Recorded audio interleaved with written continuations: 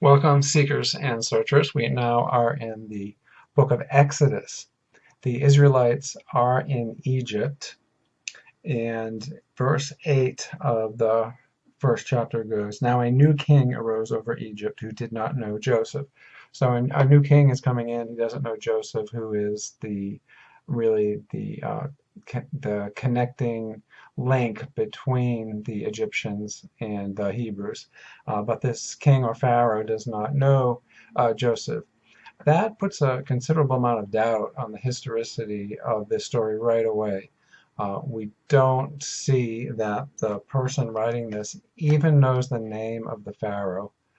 So that is very doubtful right immediately. However, there are signs of historicity now we are beginning to see in biblical history.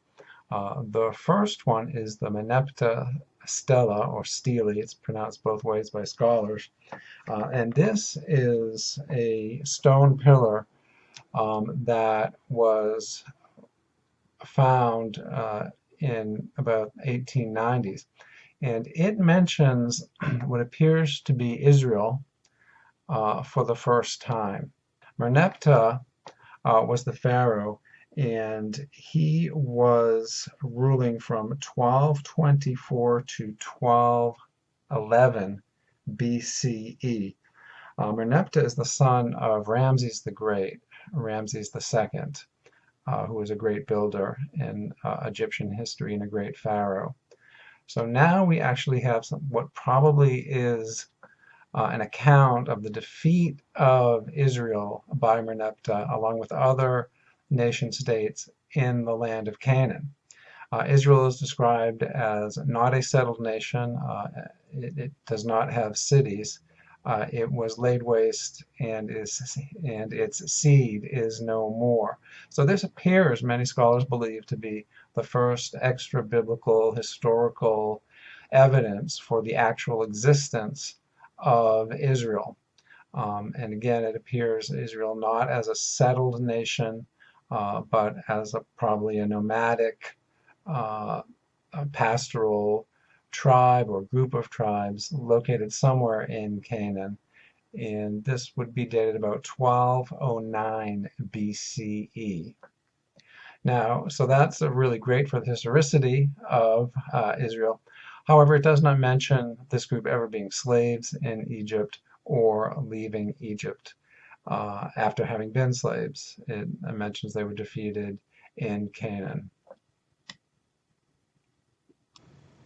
There is a second chance at valid historicity in a Papyrus Leiden 348, which speaks of Piru, who were working in the city of Ramses hauling stones. And that's where the Bible says this occurs, in the city of Ramses. However, the word Apiru, some people were thinking this would be just Hebrew, as in the Hebrew people. But it seems that that word is used in many forms and languages of the area, meaning something much more than just Hebrew. It could mean nomadic peoples, peasantry, brigands, whatever. But it does not seem to be directly a translation of Hebrew or referring just to the Israelites. However, this papyrus does say that they were working right in the city where the Bible says there was construction. So in a sense that is validated, that the Bible was correct, that there was construction in that city, which was a common, well-known fact at the time anyway. So it's not a major vote for historicity, but there is some there. In chapter 1, verse 15, we read that the king of Egypt speaks with the Hebrew midwives, one of whom was named Shipra and the other Pua. And this is interesting because it would be really doubtful that the pharaoh would be talking to midwives. There would be some sort of royal decree. So this does not read as historically accurate. And again, the author of this story knows the name of the midwives, but not the pharaoh who is ruling in Egypt. That seems highly doubtful. It seems like this is a story that was developed and written years later, perhaps hundreds of years later. Moses has to flee Egypt, and he flees to Midian, which is east of Egypt and south of Israel, so sort of in that what we would call the desert area. And he finds employment with a man named Ruel, but he's also described as Jethro. And here again we have the probability that there are two sources. So we have two different names for Jethro, and we have two different names, Mount Sinai and Mount Horeb, and we also have two names for God, Elohim and Yahweh. So this is more of an example of the documentary hypothesis that the text that we currently have was based upon an amalgamation of documents, of sources, and we say that with the different names for the same person and different names for the mountain. And we don't know exactly where Mount Sinai is. Scholars have located it in various different places. There's no definite place for Mount Sinai. Before Moses flees, he is sent out by his Hebrew mother, and he is found by an Egyptian princess. And interestingly, this mirrors the story of the early childhood of Sargon the First, and this was in Mesopotamia. In this, the mother did not want anyone in the city to know she had given birth. She left the boy on the bank of the Euphrates in a basket woven from rushes and waterproofed with tar. The river carried the basket down where the royal gardener found it, and he was weaned in the household of the great king. So that's Sargon, very, very similar to the story of Moses. And yet that's in Mesopotamia, which is 1,000 miles to the east.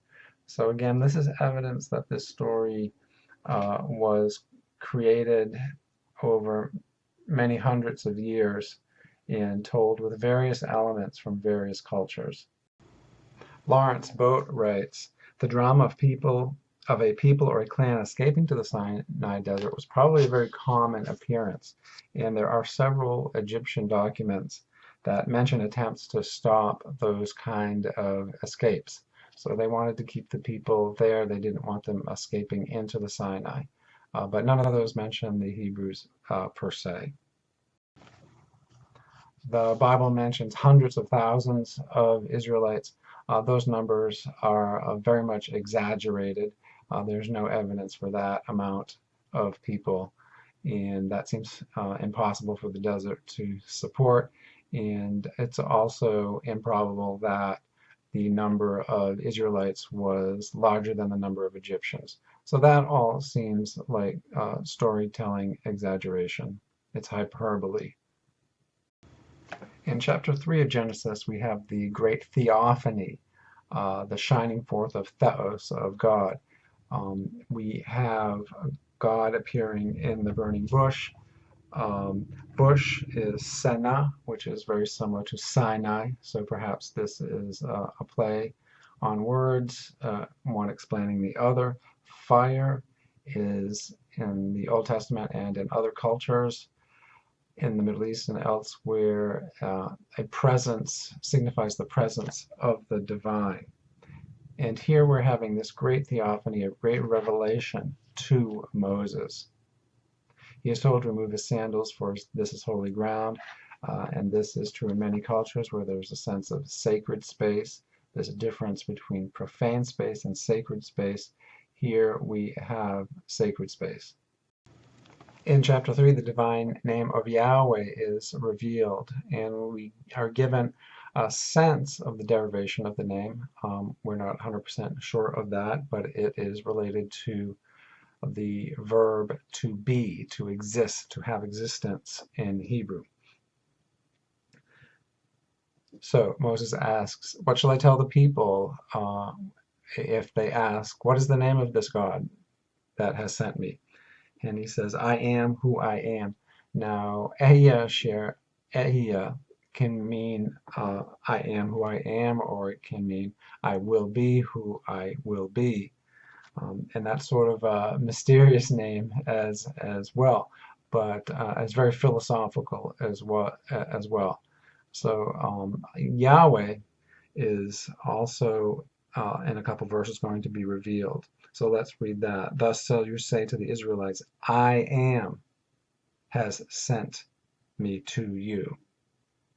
God also said to Moses, thus shall you say to the Israelites, Yahweh, the God of your ancestors, the God of Abraham, Isaac, and Jacob, has sent me to you. This is my name forever, and this is my title for all generations. So Yahweh is the personal name, like Zeus or Apollo. It's a personal name, a proper name, Yahweh. And it's translated Lord in English due to a later post-biblical Jewish tradition. And that is not the best way of translating Yahweh, because you lose track of the name of God. And it is ironic that here we have God saying, this is my name forever, my title for all generations. And yet the Israelites stopped using that name because it was so holy they didn't even want to say it. And so history has lost the exact pronunciation of Yahweh. It could be different. We don't know exactly because the vowels were removed from the consonants. Uh, Nevertheless, this is a tremendous and important text, a revelation of the divine nature and the divine name. One scholar suggests that we can translate Yahweh as he who is, or better, he who causes what is, because it derives from the verb to be, hawa. In a theological introduction to the Old Testament by Birch and Brueggemann, the following is said. It must be noted that the English convention of translating the divine name Yahweh as Lord is an impediment to fully appreciating the significance of God's name in biblical texts. The practice originates from a post-Old Testament Jewish custom of reading Adonai, Lord, in place of Yahweh out of respect for the divine name. In the later Hebrew text, alternative vowels were written with the consonants for Yahweh, but as a reminder not to pronounce the holy name. The result was the peculiar hybrid Jehovah. Out of respect for that ancient Jewish practice, most modern English translations continue to translate Yahweh as Lord, which is always printed in caps. But this suggests we are reading a title rather than a proper name, and suggests the masculine gender, Lord, which is not part of the name Yahweh. So they use the term Yahweh. And also, besides being very explicitly masculine, it is also a political category. Lord is a political category of a feudal monarch, and that is not really the association with Yahweh. Yahweh is somehow related to being, someone who has being because he has being. I am that I am. So the burning bush episode, as we have it here, seems to be the work of a document called E. And the Elohist source here has always avoided the word Yahweh because the name Yahweh is revealed only now. However, the Yahwist source, the J source, has been using Yahweh throughout the Hebrew Scriptures, the Old Testament, as we saw in the book of Genesis.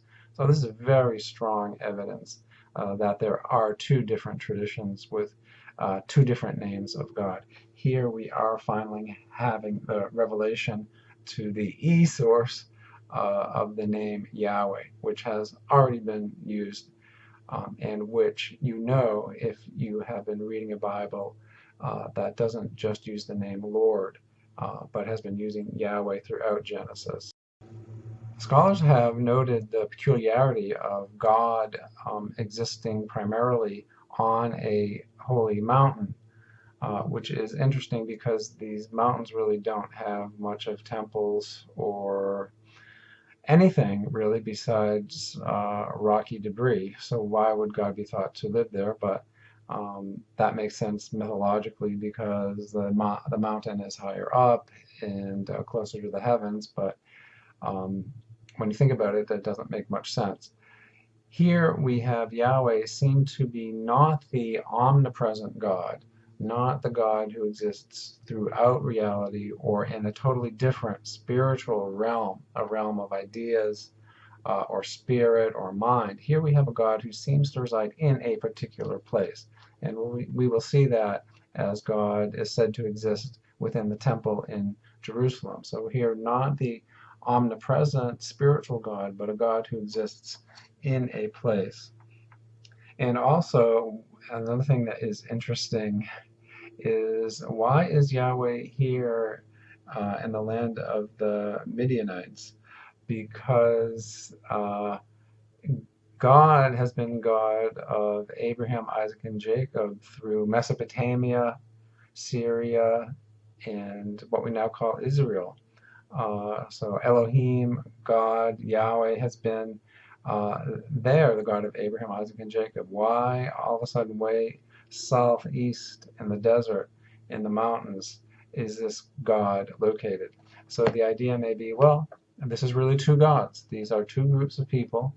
One had a god from Canaan or even Mesopotamia, and one had a god from the desert south of Israel called Yahweh, located in the mountains. So somehow these traditions joined at some point. So that's a very interesting theory, but it is true. Here we have this revelation of Yahweh in a mountain south of Israel, whereas all the patriarchs have, for all intents and purposes, never been there. Later, Moses denies that he wants to do this. He pleads with God to send someone else. He's not a good speaker. He doesn't want to do this. He doesn't feel up to the task. And this is a way of saying he's not self-serving. He's not a self-promoter. And this is a common idea in many prophet or religious leader stories that they just don't want to do that. And so that's part of it. And on the other side, it's very difficult. You can see the enormity of the task. So it's not something that somebody wants to take on. It's just too enormous. The rewards are not for certain. And so many people that would not want this intense responsibility to try to lead people in a spiritual setting. So Moses says, please send someone else. And then the anger of the Lord, of Yahweh, was kindled against Moses. So that's interesting. Here again, we have the emotional Old Testament God who shows emotions. Even at small things like this, he's getting angry with Moses. And then the God goes, what of your brother Aaron, the Levite? I know that he can speak fluently. So this is very interesting theologically because God is now bargaining with Moses. This apparently was not part of God's original plan. God didn't say, and Aaron will be your spokesperson. God has to respond to a request by Moses for this. So that does not seem realistic. It's putting God pretty much at the level of an interlocutor, of a speaker, at the same level as Moses. And it's as if God did not have this plan fully worked out ahead of time.